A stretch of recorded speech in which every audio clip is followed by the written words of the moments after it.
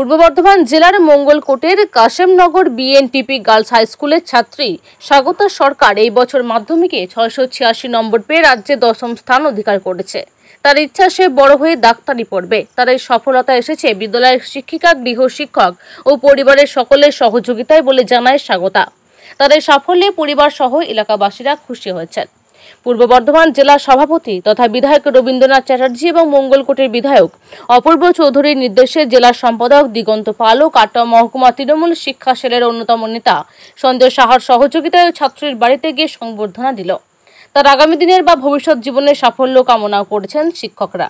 আজকে আমরা এখানে উপস্থিত হয়েছি মাননীয় জেলা সভাপতি ও বিধায়ক কাটোয়া রবীন্দ্রনাথ চট্টোপাধ্যায় এবং জেলা চেয়ারম্যান এবং বিধায়ক মঙ্গলকোট অপূর্ব চৌধুরীর নির্দেশে শিক্ষক সংগঠন এবং ছাত্র সংগঠন একত্রে সংবর্ধনা জানাতে তোমার কেমন লাগছে?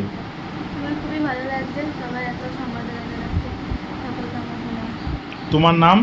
আমার নাম স্বাগতা সরকার। আর school? Kashemnagar BNTP girls high school. তোমার টোটাল মার্কস কত এসছে? 686 এসছে। ভবিষ্যতে কি ভাবনা চিন্তা আছে হায়ার এডুকেশন নিয়ে? হায়ার এডুকেশন সায়েন্স নিয়ে করবো, তারপর নিট দেওয়ার চেষ্টা। তাহলে লক্ষ্য ডাক্তার কিংবা ইঞ্জিনিয়ার? ডাক্তার। ভালো থাকবে। আমাদের সংগঠনের পক্ষ থেকে তোমাকে অনেক শুভেচ্ছা এবং অভিনন্দন। অনেক বড় হও। আমরা এখানে উপস্থিত হয়েছি মাননীয় বিধায়ক রবীন্দ্রনাথ চট্টোপাধ্যায় এবং মাননীয় বিধায়ক অপূর্ব চৌধুরীর নির্দেশে। তুমি ভালো থাকো, আরও বড় হও, নতুন পথে এগিয়ে যাও। শুভেচ্ছা থাকলো তোমাকে অনেক। আজ আমরা স্বাগতা সরকারের বাড়িতে এসেছি ওকে সংবর্ধনা দেওয়ার জন্য।